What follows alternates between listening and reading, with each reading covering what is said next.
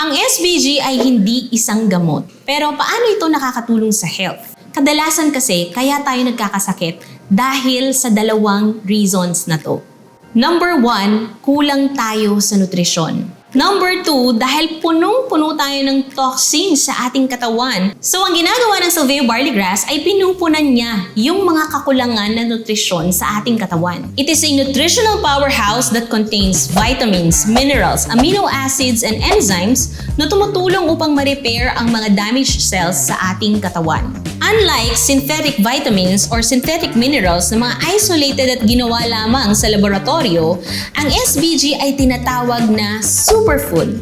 It is 100% natural, no overdose, and no side effect. Kaya nga kahit mga babies as early as 6 months and kahit mga bata or pregnant women, pwedeng-pwede sa Silveo Barley Grass. It is 100% organic, FDA certified, kaya you can be sure that it's very, very safe.